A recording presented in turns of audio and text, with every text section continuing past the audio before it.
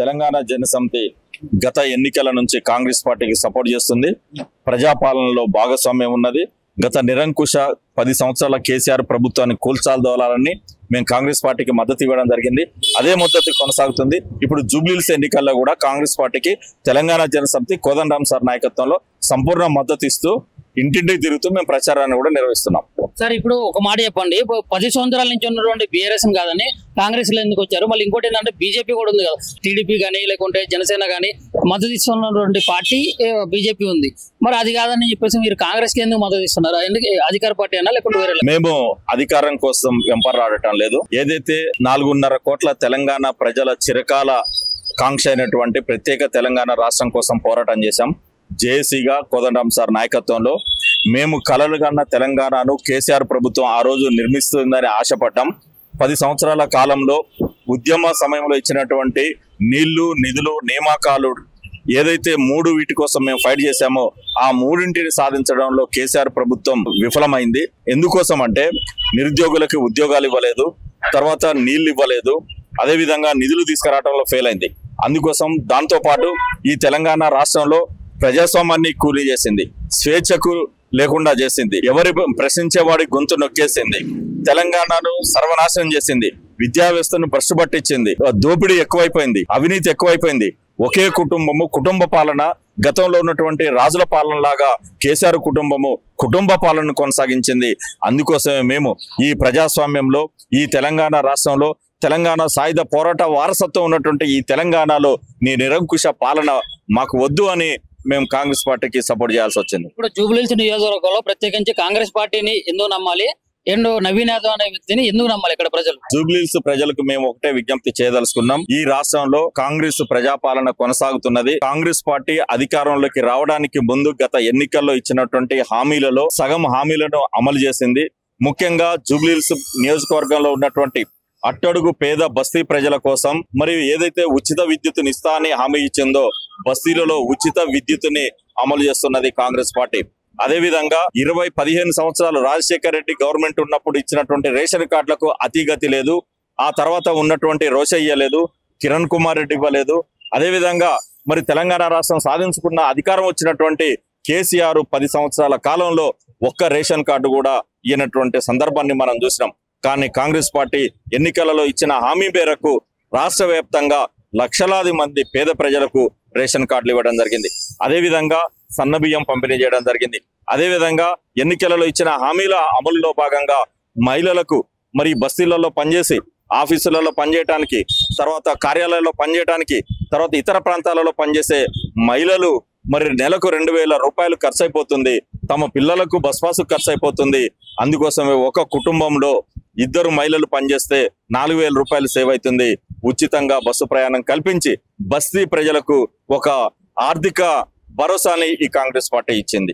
అయితే కొంతమందికి అందినప్పటికీ కూడా కొంతమంది అయితే కొంచెం నిరాశ చెందినటువంటి సందర్భం అయితే ఇక్కడ జూబ్లీహిల్స్ ప్రజలు అయితే కనపడతా ఉంది.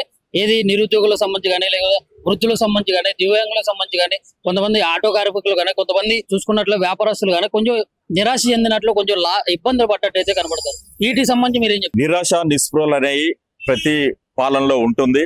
ఇక్కడ ముఖ్యంగా నిరుద్యోగ సమస్యను కేసీఆర్ ప్రభుత్వము 10 సంవత్సరాల కాలంలో వేయలేనటువంటి నియామకాలను కాంగ్రెస్ పార్టీ వచ్చిన 2 సంవత్సరాల లోపు 51,000 ఉద్యోగాలను పూర్తి చేసినటువంటి చరిత్ర మరి ప్రజాపాలనలో ఉన్నటువంటి కాంగ్రెస్ పార్టీకి దక్కింది.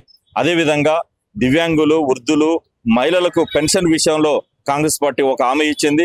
ఆ హామీని నెరవేర్చడానికి రానున్న కాలంలో ప్రయత్నం చేస్తుంది. అదేవిధంగా మీరు అడిగిన దాంట్లో ఇంకా వ్యాపారాలు సరిగా నడవటం లేదనేది మీరు అడుగుతున్నటువంటి ప్రశ్న. ఈ వ్యాపారాలకు కాంగ్రెస్ పార్టీ ఖచ్చితంగా భరోసా ఇస్తుంది. వ్యాపారాలను నిలబెట్టడానికి ప్రయత్నం చేస్తున్నది. వ్యాపారాలు అనేవి సహజ సిద్ధంగా జాతీయ అంతర్జాతీయంగా వచ్చేటువంటి పరిణామాల రీత్యా వ్యాపారాలనే ఆధారపడతాయి. ముఖ్యంగా దేశంలో ఉన్నటువంటి ఆర్థిక పరిస్థితి, దేశ పరిపాలకుల పరిస్థితి మీద మన రాష్ట్రం ఆధారపడుతుంది. అదేవిధంగా అంతర్జాతీయంగా సాఫ్ట్వేర్ రంగం పడిపోయి ఉన్నది. అక్కడ ట్రంప్ తీసుకున్నటువంటి విధానాల మూలంగా ఎన్ఆర్ఐ నిధులు ఇక్కడికి రావడానికి కష్టంగా ఉన్నది.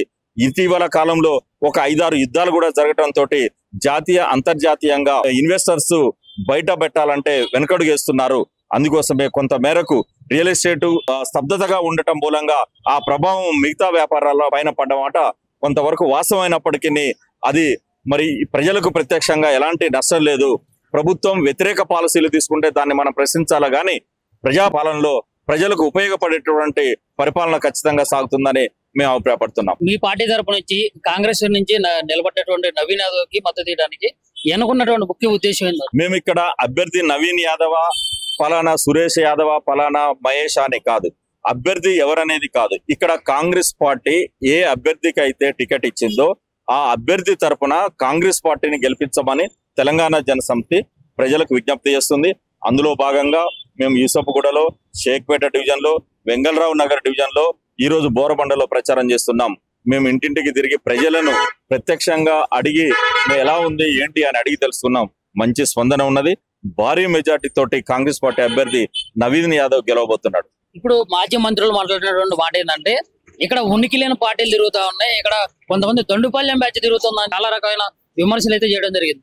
మరి ఇటువంటి విమర్శలను మీరు ఏ రకంగా తిప్పకూడతారు? దండుపాళ్యం బ్యాచీలు తిరుగుతున్నాయి అని అంటే టిఆర్ఎస్ తిరుగుతున్నదే దండుపాళ్యం తోటి. తెలంగాణలోని టిఆర్ఎస్ శ్రేణులందరూ ఇక్కడ ఉండి పనిచేస్తున్నారు.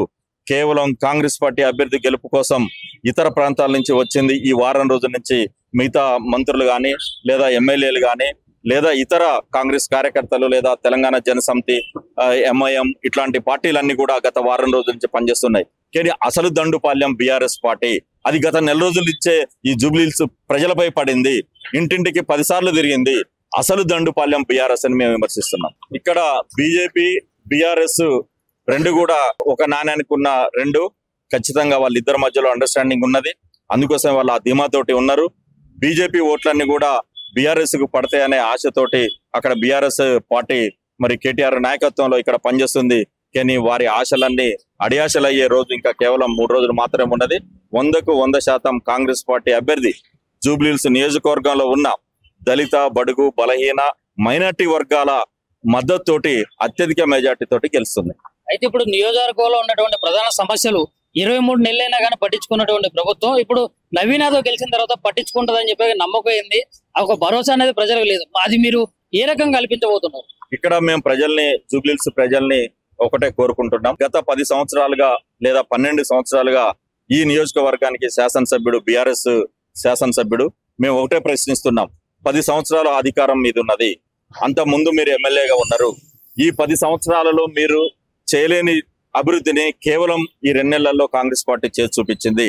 10 సంవత్సరాల్లో మాగంటి గోపీనాథ్ గారు మరి చనిపోయి స్వర్గస్థులు అయి ఉన్నారు. కానీ వారిని విమర్శించడం బాగోదు. కాబట్టి ఆ పార్టీని మేము ప్రశ్నిస్తున్నాం. బీఆర్ఎస్ పార్టీ ఈ 10 సంవత్సరాల కాలంలో ఈ నియోజకవర్గానికి ఏం చేసిందో చెప్పాలని మేము ప్రశ్నిస్తున్నాం. కానీ 10 సంవత్సరాలలో బీఆర్ఎస్ అధికారంలో ఉండి చేయలేని అభివృద్ధిని ఇప్పుడు మేము ఇక్కడ కాంగ్రెస్ పార్టీ ఆధ్వర్యంలో ఇక్కడ ఉన్నటువంటి ప్రజలకు, జూబ్లీహిల్స్ ప్రజలకు మరి కొన్ని కోట్ల రూపాయలు రిలీజ్ చేసి అభివృద్ధి పనులు చేయడం జరిగింది. భవిష్యత్తులో కూడా ఇదే అభివృద్ధి కొనసాగాలంటే, మనం ఇక్కడ మంచి పనులు చేసుకోవాలంటే, బస్తీల్లో ఉన్నటువంటి సమస్యల పరిష్కారం కావాలంటే నవీన్ యాదవ్ గారిని గెలిపించుకుంటే అధికారంలో కాంగ్రెస్ పార్టీ ఉంటుంది. కాబట్టి ఎక్కువ నిధులను తీసుకొచ్చి మనం గెలిపించుకోవడానికి అవకాశం ఉంటుందని ప్రజలను కోరుతున్నాం. ఇప్పుడు జూబ్లీహిల్స్ నియోజకవర్గంలో తెలంగాణ జనసమితి నుంచి మీరు ఇచ్చేటటువంటి భరోసా ఏంది ఇక్కడ ఉన్నటువంటి ప్రజలకు? జూబ్లీహిల్స్ ప్రజలకు తెలంగాణ జనసమితి మీకు స్పష్టంగా మేము హామీ ఇస్తున్నాం. కాంగ్రెస్ పార్టీ గెలిచిన తర్వాత మీ సమస్యలన్నీ మా తెలంగాణ జనసమితి పార్టీ ఉన్నటువంటి ఏరియాలలో మా నాయకత్వంలో మీ సమస్యలను ప్రభుత్వం దృష్టికి తీసుకెళ్తాం. ప్రొఫెసర్ కోదండరామ్ గారి నాయకత్వంలో మీ బస్తీ సమస్యలు కానీ, మీ కాలనీ సమస్యలు కానీ, రోడ్లు, డ్రైనేజీ, వాటరు, కరెంటు, ఏ సమస్య ఉన్నప్పటికీ స్థానిక సమస్యలను మా పార్టీ అధ్యక్షుడు కోదండరామ్ గారికి ఉన్నటువంటి ప్రభుత్వంలో ఉన్నటువంటి ఆయనకున్న స్థానాన్ని గుర్తుంచుకొని మేము ప్రత్యక్షంగా మీ సమస్యలను పరిష్కరించడానికి కాంగ్రెస్ పార్టీ అభ్యర్థి గెలిచినా గెలవకపోయినా మేము ఖచ్చితంగా పనిచేస్తాం. మా తరఫున మీ సమస్యలను పరిష్కరిస్తాం. కాంగ్రెస్ పార్టీ అభ్యర్థిని గెలిపిస్తే మరింత మనం ఇంకా ఎక్కువ అభివృద్ధి చేసుకోవడం అవకాశం ఉంటది. ఇక్కడ ఎమ్మెల్యే నవీన్ యాదవ్ అయిన తర్వాత ఈ సమస్యలను తీసుకెళ్లి ప్రభుత్వం దగ్గర కోదండరామ్ గారిని కూర్చోబెట్టి మీ సమస్యలను పరిష్కరిస్తామని మేము హామీ ఇస్తున్నాం.